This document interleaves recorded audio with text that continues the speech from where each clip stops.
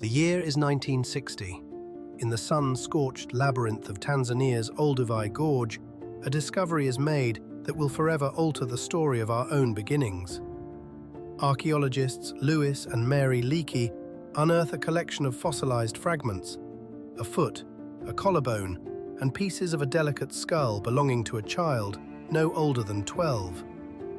Chillingly, these remains lie near the bones of a great saber-toothed cat, a silent testament to the daily perils of life on the ancient savanna. It would take 4 years for the scientific world to fully grasp the meaning of this find. This was not another australsicaly, not far removed from its predecessors, possessed a spark of something revolutionary.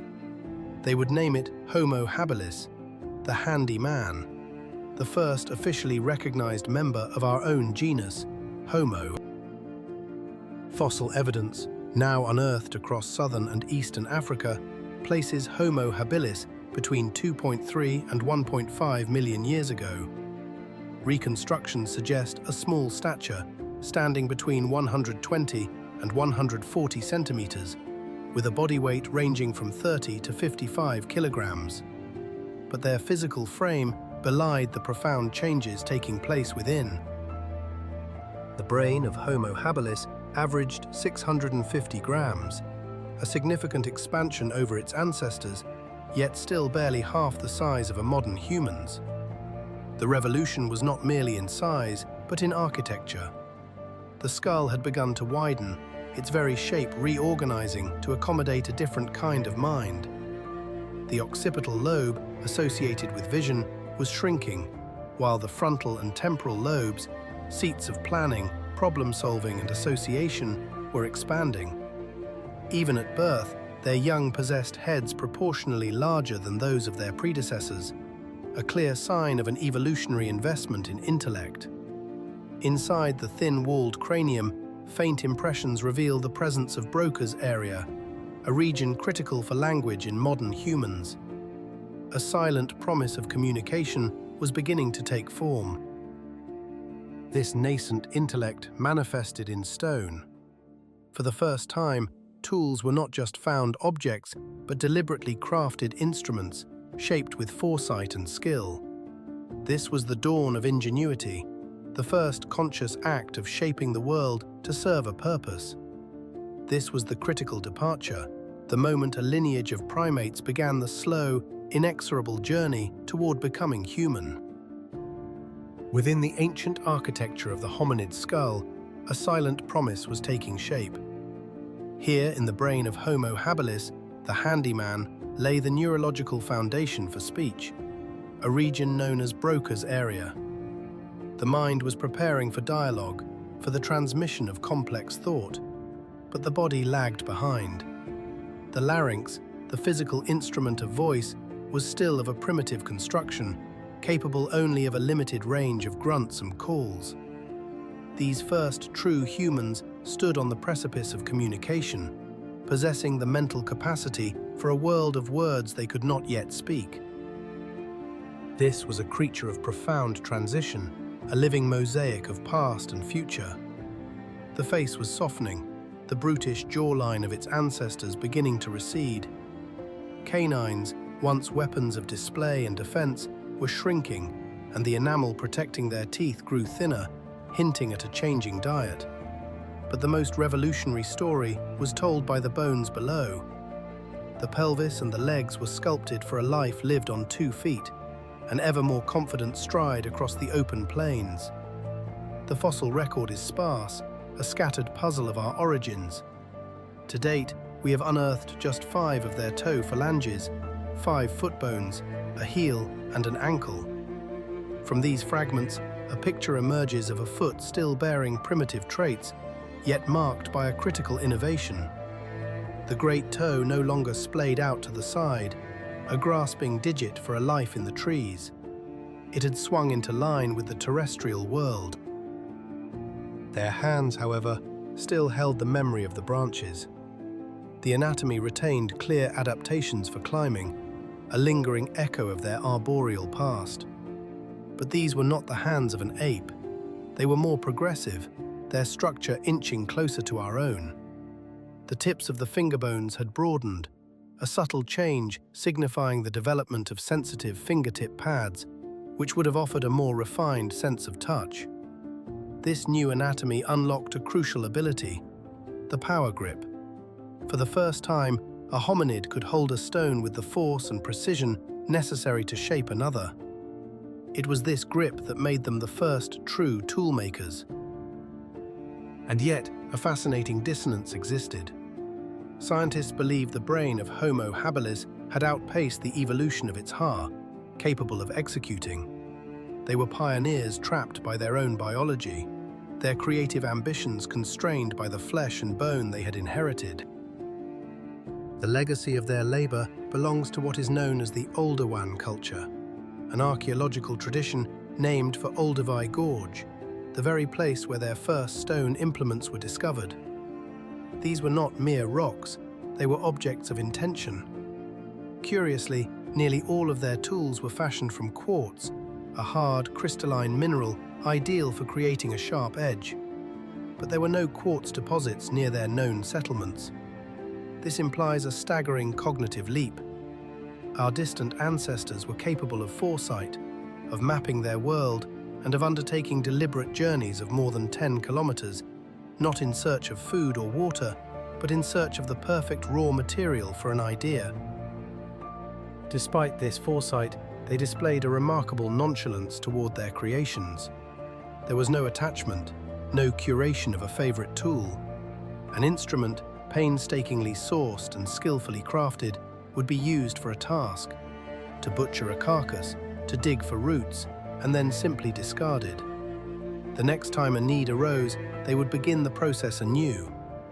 This disposable technology speaks of a consciousness alien to our own, one rooted entirely in the present moment. From the stony debris of their lives, researchers have identified a rudimentary toolkit of some 7 primary instruments. There were choppers, crude river pebbles given a sharp edge with a few forceful blows. There were bifaces, heavier tools designed for hacking through tough hide and sinew. Small, sharpened stones served as implements for digging up tubers or piercing the skin of fruits. And then there are the spheroids, almost perfectly round stones whose purpose remains a mystery. Perhaps they were thrown as projectiles or used as pounders. Each of these stones, rough and simple as they may seem, is more than an artifact. It is a fossilized thought. It represents the moment an abstract need was translated, through force and intellect, into a physical solution. In these discarded, ephemeral tools, we see not the dawn of technology, but the dawn of the mind itself, learning to impose its will upon the silent, waiting world. Upon a broad, flat stone, a primordial anvil, the first echoes of human ingenuity were struck.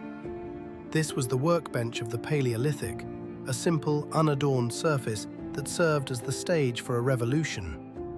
Here, a new kind of mind began to impose its will upon the raw materials of the world. The primary instrument was a chopper, a core of stone flaked to a jagged edge. In the hands of Homo habilis, the handy man, it was a key, unlocking the calories sealed within a carcass. With this, the hide of a bear could be sliced and peeled away, the flesh carved from the bone. It was a brutal, intimate process, a direct connection between tool and sustenance. But the toolkit did not end there. Another stone, carefully selected and processed, served as a whetstone, a finishing tool. This reveals a new layer of cognition, not just the creation of a tool, but the maintenance and refinement of it. It speaks of foresight, of an understanding that a sharper edge today means an easier meal tomorrow. Among the most astonishing artifacts left by these early people are objects of bone, painstakingly shaped into the world's first shovels. They were, of course, a far cry from the forged steel implements of a later age, cruder, more fragile. Yet the concept they represent is monumental. The invention of a tool designed specifically to dig into the earth tells us volumes about the intellect of Homo habilis. It signals a shift from purely opportunistic gathering to a more systematic search for food, unearthing nutritious tubers and roots hidden from view. It demonstrates a sophisticated ability to work with different materials: stone for shattering and cutting, bone for prying and scooping. The evidence of their lives, etched into fossil records and scattered across ancient landscapes, suggests a relentless focus on survival. Their world was a larder, offering both the flesh of the hunt and the bounty of the earth. They were profoundly omnivorous. The bones of small, fleet-footed antelope are common at their sites: ants. This presents a profound mystery. Could these small bands of early humans, armed with little more than sharpened sticks and stones, bring down such titanic beasts? Or were they masterful scavengers, bravely driving larger predators from their kills? Perhaps the truth is more complex still. The dawn of cunning traps, a sign that the mind, not just muscle, had become the ultimate weapon.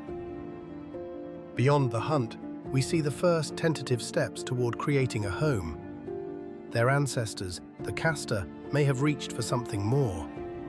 Excavations have revealed patterns of stones and post holes, faint traces of what may have been the first architecture, simple lean-tos of branches and leaves. These were fragile shields against a hostile world, yet they represent a conceptual leap. The deliberate construction of a shelter, a place of relative safety from the storm and the ever-present threat of predation. Still, the deep caves and natural grottos remained their most reliable fortresses.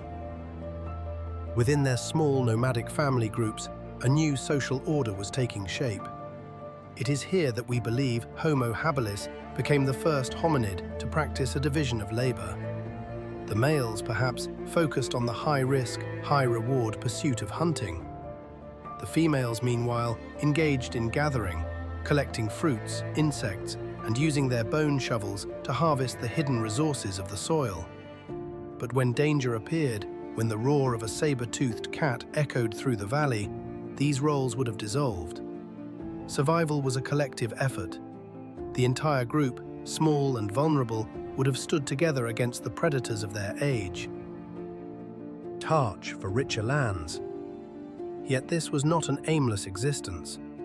With their growing intellect and a vocal apparatus capable of more complex sounds, knowledge could now be passed from one generation to the next. The precise angle to strike a stone, the location of a hidden spring, the track of a migrating herd, this was the curriculum of their time. It was the birth of culture, a fragile thread of shared learning that would, over countless millennia, bind humanity together. In these humble beginnings, in a sharpened stone and a shared meal, lies the blueprint for everything that was to come. The tool was not merely an object, it was the first idea made manifest, an act of creation that set a single species on a path to remake the planet. The complex architecture of spoken language was beyond their grasp. Yet, in the quiet savannas of ancient Africa, communication was far from absent. It was a physical dialogue, a dance of gesture and mimicry, a language of action, not words. With simple poles to direct attention and through personal demonstration, vital knowledge was passed from one mind to another. This very ability to invent, to utilize a growing arsenal of stone tools, and to transmit these varied skills across generations speaks to something revolutionary stirring within, the first glimmers of consciousness. Homo habilis, the handyman, was no great philosopher pondering the stars, but their understanding of their place in the world was a universe away from that of their Australopithecine ancestors. They had surpassed them, setting a new course for evolution and laying the foundation for humanity's eventual dominion over the planet. The engine of this profound change was a biological imperative, a steady, inexorable trend toward a larger brain. This expansion fueled greater intelligence and honed the survival skills necessary to navigate a perilous landscape. It was here, among these small cooperative groups, that the first true seeds of social interaction were sown, patterns of behavior that would remain embedded in the human story for millions of years to come. Ultimately, the evolutionary path of Homo habilis would lead to the rise of a new branch on our family tree, the upright walker, Homo erectus. Though scientific debate continues as to whether they are our direct lineal ancestors, their existence provides an invaluable window into the next chapter of our development. A blueprint had been forged in the mind of habilis, a legacy of tool, thought, and cooperation that would define the very essence of what was to come.